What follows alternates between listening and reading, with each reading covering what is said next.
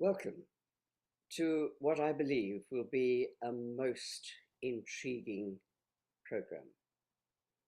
On the other side of the interview table is Chief Nhlanhla Mangwe Ndiweni, a man who has really made an enormous impression in the last few years, and a man who's been fighting battles for Zimbabwe on very many fronts. So we've had a couple of good interviews. The number of people watching has been enormous. I suspect this one's going to be a blockbuster. So I'd like to welcome Chief Nhlanhla. It's been wonderful to have you on the program, and thank you for coming. Thank you very much, Jill, for inviting me again. And it's a wonderful, wonderful opportunity to be amongst yourselves and your viewers and listeners. Great. Well, we're going to start with a whole lot of very different questions. And I thought, let's just start on the international scale. What is happening? What is the perspective internationally of Africa's role? You take the Nigerian elections. It looked as though Obi probably should have won.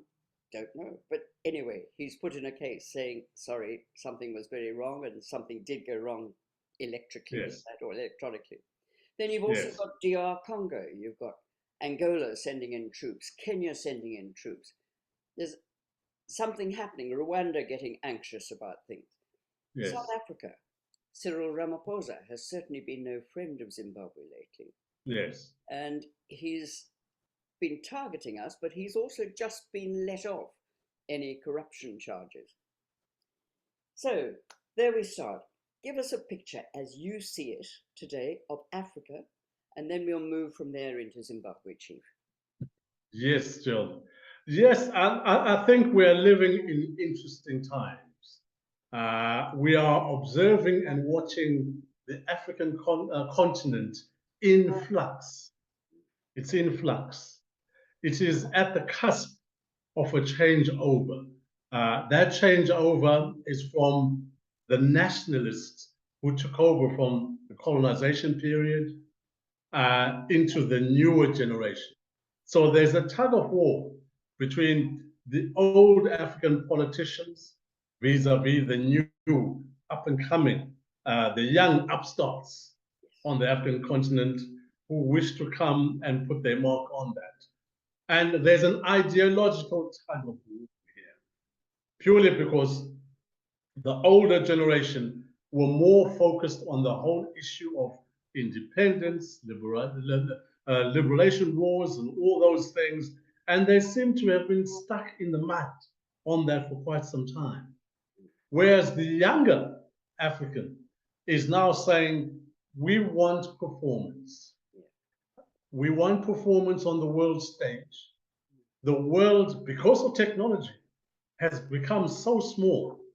We, as the new African, want to stand on par with the rest of the world. We saw that in the Nigerian election, how the young people came on board so quickly, even if they were very tired about vote rigging and bad elections and disputed elections. They felt it in their guts to try and make a push in the Nigerian election to say, can we get our man there? This is our time to take the reins of power in that particular way. That is why in the Nigerian election, we had a 3-horse race this time.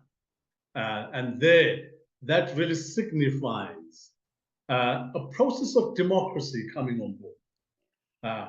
When you have a 3-horse race, that indicates that. If it's just a 1-horse race or a 2-horse race, then the jury's out on that. But a 3-horse race, you can put a tick on that to say there are murmurings of democracy coming into the country. Obviously, it is not perfect. Obviously, it is not right. But in the fullness of time, that will come together. It is just that thought to say there's a push, a oomph, to say, can we get this most populous country on the African continent right? Yes. And so it is coming on board on that. And I think even when we gravitate down to our neck of the woods in the Central African and SADC regions, that oomph is still there. Fair enough, in the DRC is there, we have reminiscence of the old liberation war kind of things going on there, with countries bringing in troops and making a mess of that. That is going to have to be dealt with in a more robust way by the whole of the African continent put together. Because up until now, the only regional bloc on the African continent that has had a go-get-up attitude to democracy is the one in West Africa called ECOWAS. ECOWAS has been very quickly to stomp on New Guinea, to stomp on Mali, to stomp on various other countries where coups have happened and all sorts of things have happened, much more proactive than our beloved SADC. Yeah. Our SADC is comatose to all looking for a better word. It's comatose. Yes. And so we will have to get SADC up and going on that. But I think it's going to be coming very soon as well in SADC, purely because we now have the glimmer of a good hope and a possibility in HH in Zambia. Yes. We have a good glimmer of a hope from Malawi as well.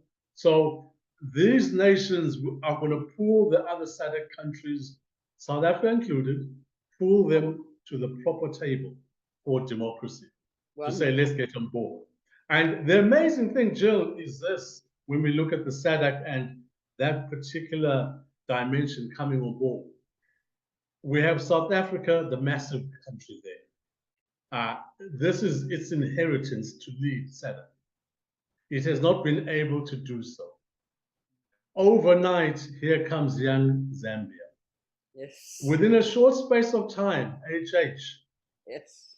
has been to Washington, D.C., Yes. has been to the European Union, is feted, absolutely feted by the IMF, World Bank, all the other institutions online.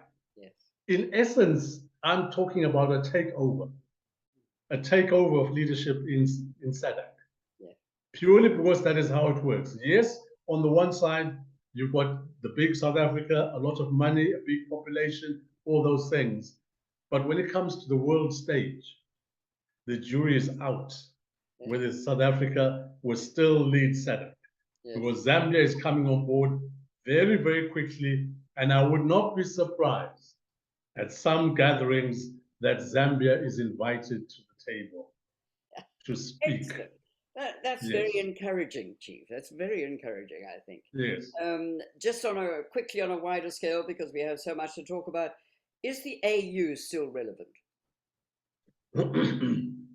The AU is very relevant indeed, because that is the body there at the apex of the African continent.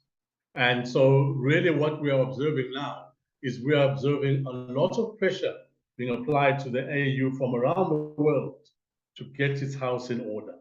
And we see that in how the AU has been changing its protocols and procedures to be in line with the United Nations more and more. So they have been frog marched to that table. And more importantly, the European Union is holding the financial purse to enable the African Union to function. Yes. That is how ridiculous it is. Yes. That out of 52 or 54 African countries, they could not cobble up enough finance to make that body work. They had to go to Europe and elsewhere.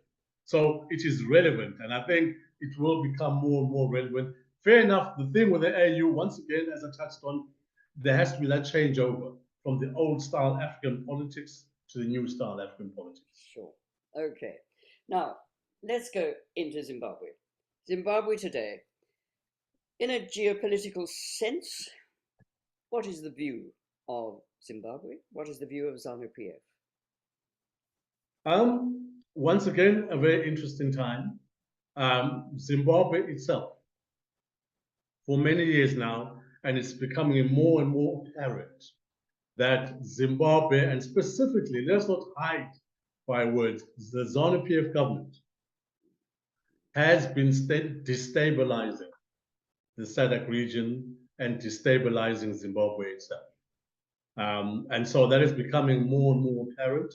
I could cite the most current event that's happening right now, the war in Ukraine, Russia invading Ukraine, that has geopolitical ramifications around the world, including Zimbabwe itself, because the position that Zimbabwe took, that the ZANU-PF took, is an untenable position when it comes to that. On the one hand, it cannot hope or try to elevate itself out of a Zimbabwean crisis, whilst at the same time delving deep into friendships with pariah states. We had this dreadful experience to see the last dictator in Europe, Alexander Lukashenko, being feted at the Vic Falls by the ZANU-PF government. Yes. That is a nonsense. That is clearly a foolish nonsense. That kind of foreign policy does not work, will never work. And I was very, shall we say, annoyed to observe that the ZANU-PF government's narrative and mantra to try and cover that was a friend to all, an enemy to none.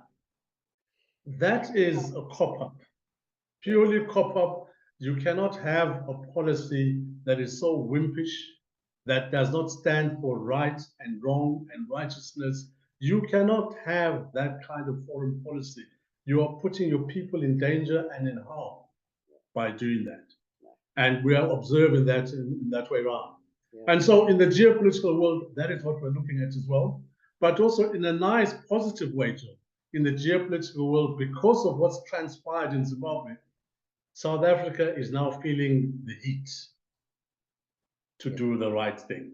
Absolutely. And if I may bring your listeners and viewers to what I mean by saying that, is that here we have the new monarch, King Charles, in the United Kingdom. He is giving Cyril Ramaphosa the first full state visit. This is classic geopolitics. Yeah. It is deep geopolitics whereby it brings in undertones, undercurrents, that there's a game plan here. As Sherlock Holmes would say, the game is afoot, Watson. It is afoot. There's something bubbling under there. And I was not exactly surprised to note that very quickly after that, lo and behold, Eskom, the South African Electricity Company, switches the plug off to the Zimbabwe Electricity Company. At the time, Zimbabwe is on its knees, saying we want more electricity. So I would say, watch the space. Yes, we all know and understand Cyril has not performed for a very long time. The ANC have not performed for a very long time. But there's so much encouragement underfoot bubbling away there. Yeah, well, that's very good to hear. And I think that probably the only other question, and again, shortly because we need to get on to things, but how do you loose the chains of the two countries which have now made themselves almost indispensable to Zimbabwe and who are ripping out all the resources as fast as they possibly can? Do you feel that obviously the Ukraine war is playing its part? But that's a shocker, that one. And how do you think in time that will resolve itself? Is this going to be a whole of Africa resolution? Or was it either way? I think there, once again, it requires shall we say, the free world, the international world. Yeah. To use that phrase, which I always like, whereby they've got a committee here, and I think in many governments they do, their Ways and Means, the Ways and Means Committee. It's on that particular note whereby we're saying for them to use those levers at their disposal to loosen up that total, whatever they're scraping off of the wealth from Zimbabwe by China, by Russia, coming on board there. Those two are the two Johnny-come-latelys on the African continent, and they are making a big headway forward purely because their need or their requirement for raw materials is so huge. They're going everywhere. But the free world can put a stop on that. It is possible to do that. Because even when we look at what's happening in Zimbabwe, for all that is happening that's coming from China or Russia, Zimbabwe is getting a minuscule return. Okay. On that same sort of note, is the international world aware of or interested in the opposition parties? Is it aware of what is actually happening to those opposition parties at the moment?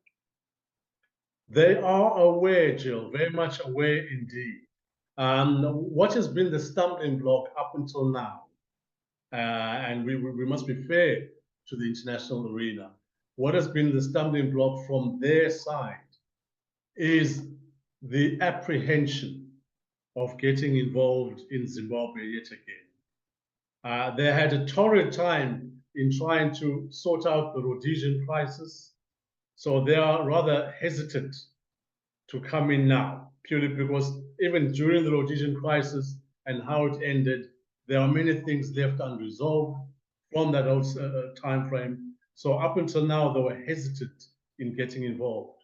But now with the opposition parties on board and people beginning to speak bluntly, the international world is now beginning to listen to the opposition coming on board, and now they're recognized to that. And in fairness to them, the last 3 elections, international observers have written scathing reports about the electoral process in Zimbabwe. So for myself, I'm constantly bringing them to remembrance on those documents. Yeah, yes. Because we don't want a situation as happened with Tsvangirai, of course, where he refused to actually contest the election because there was so much, Yes, people were being killed to the same to such a great extent. yes, yes, But yes. I think there are people keeping an eye on that. But I know that you have recently had a real heart for Job Sekala. Perhaps we could just quickly cover that while we're Yes. in that area. Yes, yes, that's a terrible, terrible situation for Job Sekala. We've made a beeline for his plight, but when we're speaking about Job Sekala, we are speaking about the thousands, and Jill, it is thousands, of political prisoners in Zimbabwe. People will be shocked to hear me say that, but don't be shocked, because when you see Zimbabwean judges saying the judiciary in Zimbabwe has been politically weaponized. These are judges in the High Court of Zimbabwe saying it has been politically weaponized. The result of that is political prisoners. And so we are looking at the plight of Job Sekala and prisoners from the 3 main political parties, opposition parties, that's MRP, ZAPU, and Triple C. People are locked up for political reasons. They are fixed up with a charge and they're banged up with that charge purely because of politics. And the international judiciary has written to the Zimbabwean judiciary to say, can you please remove the political appointees at magistrates' courts and high courts? So we have that in black and white, whereby that is going on. And so we're looking at Job Sekala, and for us, we're saying, here's a man, a lawyer by profession, lives by the law. In addition to that, a legislator, member of parliament in Zimbabwe, being fixed up with a ridiculous crime when his only crime was to represent the family of Mo Blessing Ali. She was the young lady who disappeared and her dismembered body was found down a hole, done by ZANU-PF. And so Job Sekala, obviously on that day, emotions were running high. He's a human being himself. He just talked to the family, and the ZANU-PF government is stitching him up with fictitious charges, charges that really wouldn't see the light of day in a proper country with rule and law.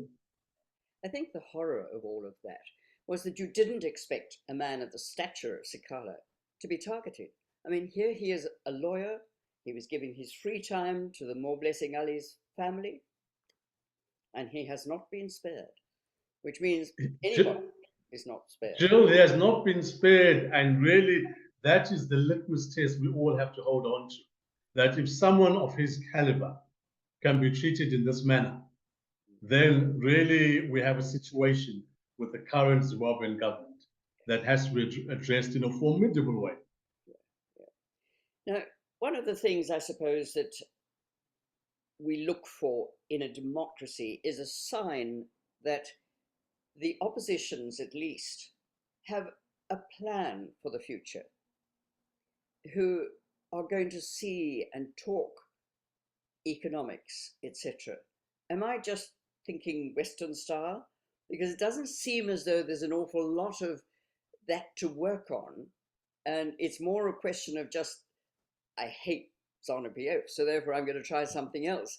Um, can, can you give me just a feel for that? Because there is so much that needs doing in Zimbabwe, from roads to Yes, rail.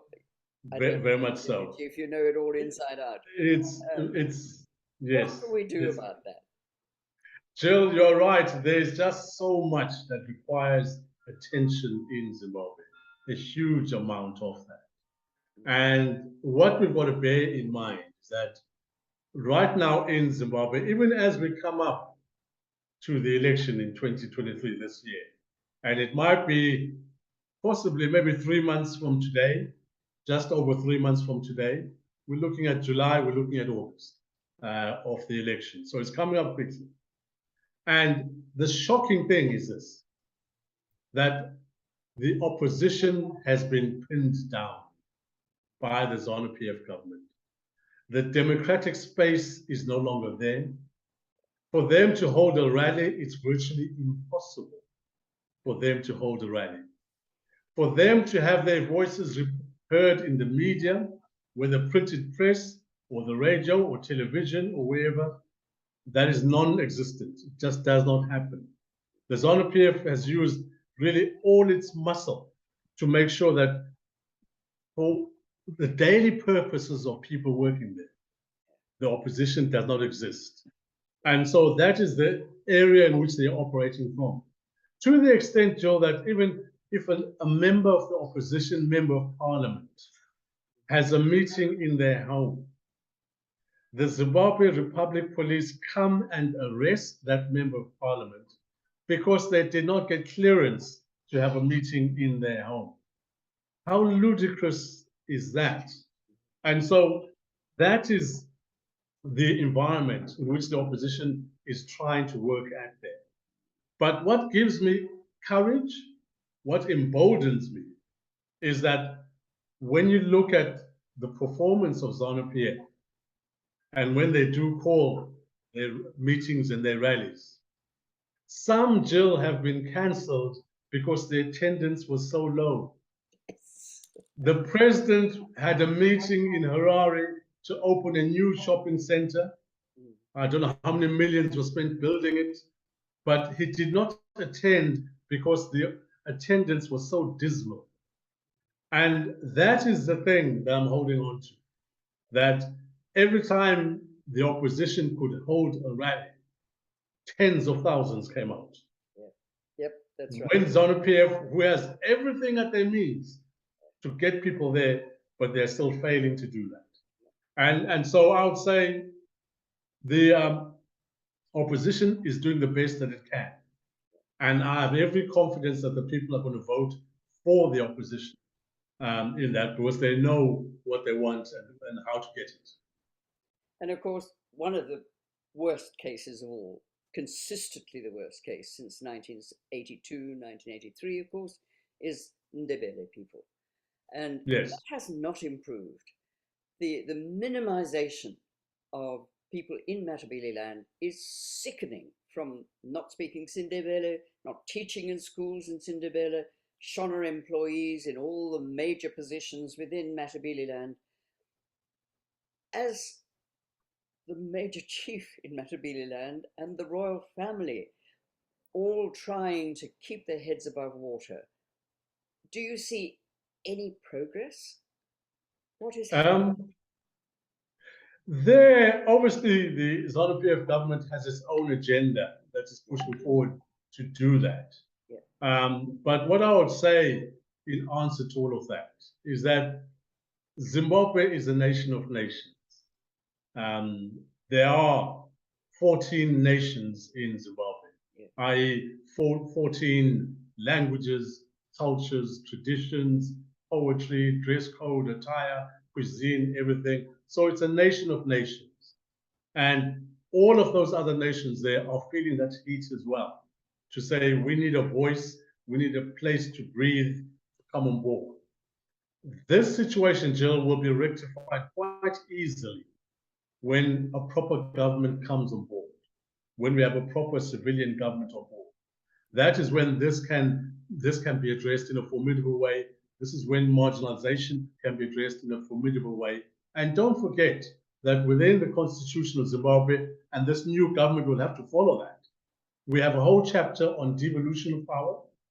And there are some places in Zimbabwe, like Masvingo and other places like that, who will want to go a step further and leave devolution and go for a federal system, whereby they can now make laws for themselves in how they conduct their affairs on a daily basis. So although it is shocking what we're seeing now, that all can be wiped off the table. The minute a new government comes on board, that is when people like myself will go straight to the top table and say A, B, C, D, and rectify things and do it. If we don't do that, then that is a recipe for disaster, profound disaster.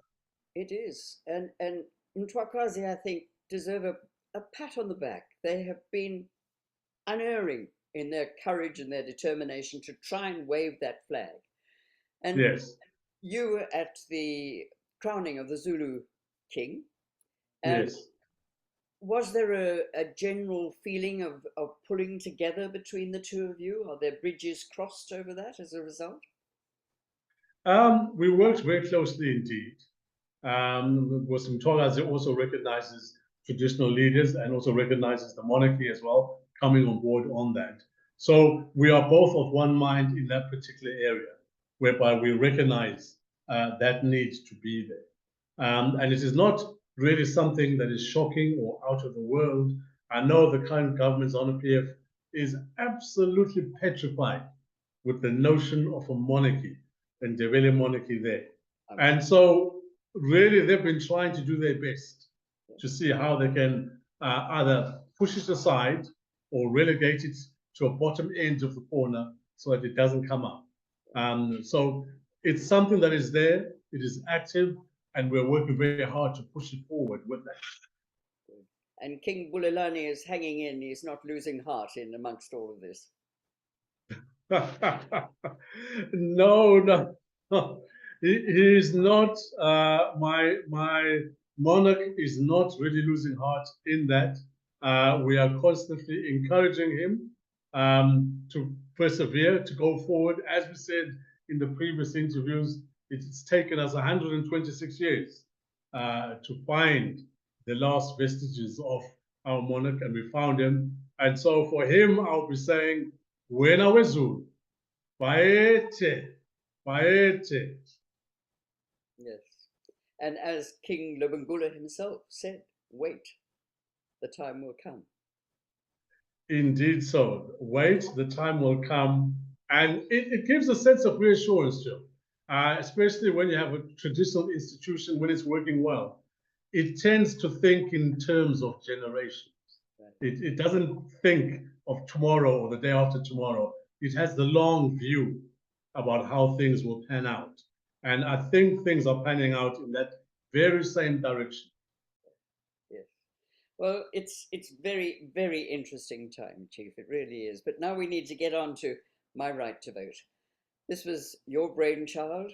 I know you've been working on it for the best part of a year at least. You've been quietly addressing the House of Lords. You've been involved with people of all sorts of ilk all over the world. Paint a picture for us of what you've been doing, who you've been talking to, the responses you've had, and then we'll get into the actual nitty-gritty of how it'll work. Yes. No, that's wonderful, Jill. That's a wonderful idea.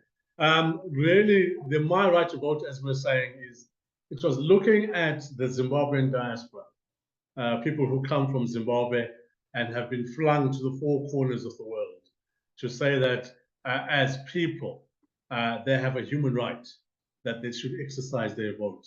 Doesn't matter when they left Zimbabwe.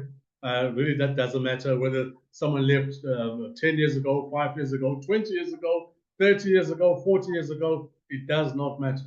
If you at some point in time lived in that part of the world, or your families or your grandparents lived in that part of the world, you should be entitled to cast a vote at the next coming plebiscite election in that time. So that is what we're looking at. And for me, what gave me that urge was when I looked at the numbers of the last election in 2018.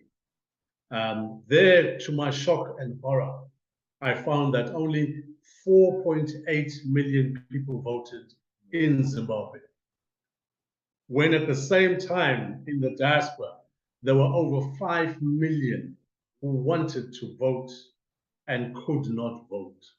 So we're looking at an electoral constituency that is down by 50%. No other country. Sorry, Chief. Yes, no other country in the world has such stats. It's terrible, atrocious. How can you call an election when you've excluded 50% of your possible constituents from voting, purely because they are outside the country? And so it has rung bells wherever I've gone. I've gone to the Foreign and Commonwealth and Development Office here in the United Kingdom. We've had wonderful meetings there with the government of the UK, bringing this discussion on board, that it needs to be taken on board seriously, and we need to look at it, what's going to happen this year to those constituents, how that we factored in. The Foreign Office here have said, well, they will use their channels to get in touch with South Africa and the African Union and all the others to bring that on board, to say, look, there's something untoward here. We need to rectify that and sort it right out. I've also had very fruitful discussions in the House of Lords with members of the House of Lords, in particular Lord Oates and a few other lords as well, who are absolutely fuming at the teeth that this has been allowed to happen, that we cannot say it's democracy by any stretch of the imagination if you are excluding so many people there. Likewise with the US administration as well, and it's good that Joe Biden is there, because he's someone who's had a very keen eye on this part of the world throughout his political career, even as just a senator, now as president. That's a door that's opening towards us. And so we're also looking at those avenues of how to push things further in that direction there. So it is all very fruitful indeed, and it's very opportune that we push this here. With the right to vote there, the ZANU-PF government has rejected the idea of a diaspora vote. I'm sure it has. Their reason and rationale, they put it into words. They said, if we allow those people to vote, we will be out of office tomorrow morning. And so it is clear as day that that is their greatest fear. And so because of that, we have said we will do an independent vote come this election. We'll put together that My Right to Vote for these coming elections for the sole purpose of saying when the results are announced in Zimbabwe for the internal process, we can then create the constitutional crisis by presenting the vote from the diaspora. Right. Okay. And we will talk later on how that will play out when we bring that on board. Yeah. It is ironic, isn't it, that the one thing everybody was fighting for was one man, one vote. And now Yes. if you talk particularly in rural Zimbabwe, they're scared stiff to vote. They don't want to Yes. vote if they can avoid it. So Yes. what you're doing now is at least offering a solution, because most of those people who've left the country are now quite used to the vote, and they should roll up in fairly good numbers, one would think. Yes. Can we look at practicalities? How could somebody in Australia who cannot get back to Zimbabwe, how can they register to vote and for that vote to be counted? There, Jill, we have a website. It's on the all one word, My Right to Vote website, whereby they can click into that website. And when they go into the website there, they will register free of charge if they click on the icon for the Africa or the regional Africa place. So they'll be able to register there on that website. Right. Most importantly, leaving some form of contact there, whether it's a telephone number or email on that there. That way around, we know how to get back to them. Yes. To actually say you registered to vote and make their vote count. So that is on the global perspective.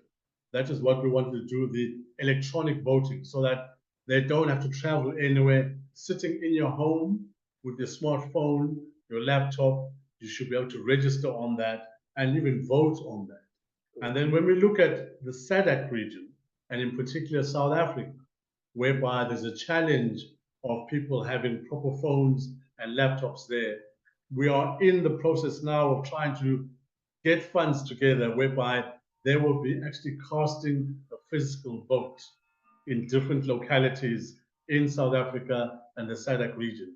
So that if you're anywhere in that part of the world, you should be able to walk in. If you've got any form of Zimbabwean identification, whether an ID card, a birth certificate, a passport, anything of that ilk, you should be able to stroll into the door and cast your vote there, and that vote will be registered throughout. If you don't have all of those IDs, we're doing exactly as what ZEC is doing, whereby we're saying if you can get an affidavit from a Zimbabwean, you'll still be able to vote in that particular way.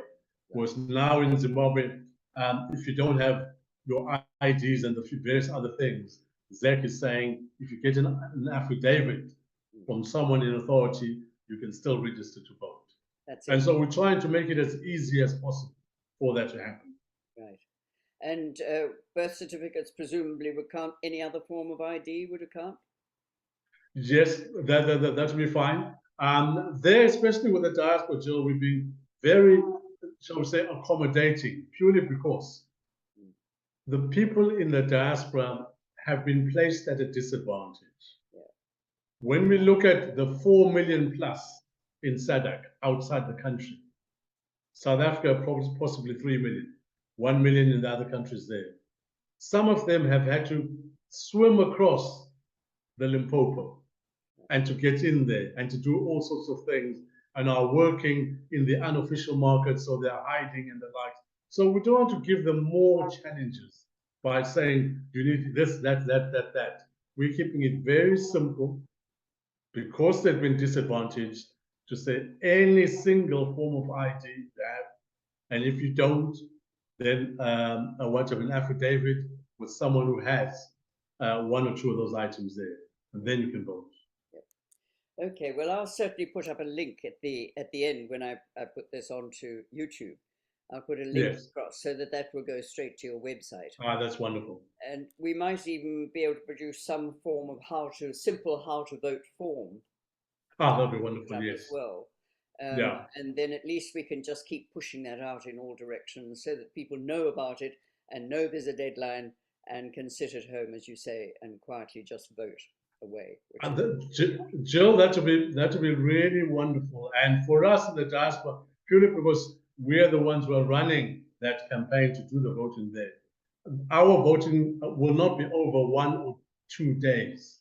No. Whenever he gives an announcement for the election date, we'll probably give people possibly within a period of 2 weeks or so to cast their vote. We have that latitude to say we can do that to accommodate people so that they come on board and it's there. We know the appetite is there. We know people want to vote, and so we're trying to assist them in that particular way. So that'll be wonderful, Jill. It'll be wonderful. Good. All right. Well, that is the least I can do. Now, okay, Chief. So we have the diaspora vote. It goes overwhelmingly in the direction that possibly is going to make life very uncomfortable back in Zimbabwe. What happens then? With the diaspora vote, when I was saying earlier on that it creates a constitutional crisis, the crisis comes in on the day the votes are being tallied in Harare, and the day the Zimbabwean Election Commission is saying we're making the announcement, so many people voted and so on, and the whole thing, and the winner is this party. This is when the diaspora vote comes into its niche market. Yes. because then the election is disputed. That creates that constitutional crisis. And that is when those votes are now taken to the SADC region. We've said we will not take them to the internal judiciary, which that's been captured and corrupted. We've said we are making our beeline for the SADC region, which 100% will have to come in to this issue. And 100% will have to say, well, then what do we do about this X million from outside the country to come into play on this? This is when now the feathers will go up in the air about how we go about Zimbabwe, what is being done about it, because now we are talking about pure democracy itself. And the good thing about this, Jill, is that the ANC government in South Africa will see Zimbabweans in South Africa voting in a Zimbabwe election, which the ZANU-PF government denies. Yes. So we are creating a lot of problems, but they are good problems because it elevates our democracy role and it brings it to the fore, which means that really after these elections, it is anybody's game of what happens. And with the unrest there's been in South Africa, they must be pleased if the Zimbabweans are now emboldened to go back and build the country up. The unrest there has been there. The xenophobia came through. The Operation Dudula came through and the likes. And the very big plus, which I find in South Africa right now, is that the Zimbabwean crisis is now part and parcel of domestic politics in South Africa. As a result, you have people like Mashaba, you have people like Musmani, you have people like Julius Malema of EFF, you have people like the DA, all speaking strongly about Zimbabwe. And all of these I've named have said, post-election Zimbabwe, they will clamp down on ZANU-PF. They will ban ZANU-PF people coming to South Africa. They will freeze ZANU-PF assets and properties and bank accounts in South Africa. So this kind of conversation we didn't think would ever happen, but it is happening now, whereby everyone is saying the problem with the Zimbabwean crisis is one, it's ZANU-PF. We have to address this, and then we will sort out the problem of Zimbabwe. Chief, it's been very good to talk to you, and I'd love to do it again in a couple of months' time so that we can just assess progress and see where it's going from there. And I hope that I've asked you all the questions you would like to have let everybody hear. If not, please talk now. It's been wonderful, Jill. It's been wonderful.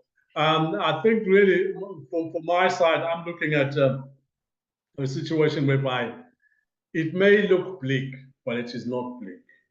There's everything to play for. It has taken us time to get to this situation, to this juncture, but the future is looking good. And if I can point a finger so people can understand where I'm coming from, the recent or about to be released Al Jazeera report on the laundry of cleaning money in Zimbabwe is about to come out, showing that the ZANU-PF government was a laundry basket for the mob, for the mob all over the world. So we're looking at all this corruption coming through now, which is once more putting pressure on the Zimbabwean government and once more elevating the thought amongst the international arena to get directly involved in sorting out Zimbabwe. Wonderful. Well, that is very heartening, and it's been wonderful to see what's happening in Rwanda, wonderful to see what's happening in Zambia, and yes, it happen in Zimbabwe as soon as possible. Chief, thank you for what you're doing. I think Zimbabwe owe you a great deal and a great big vote of confidence. Thank you very much, Jill. Thank you very much indeed. Wonderful, wonderful.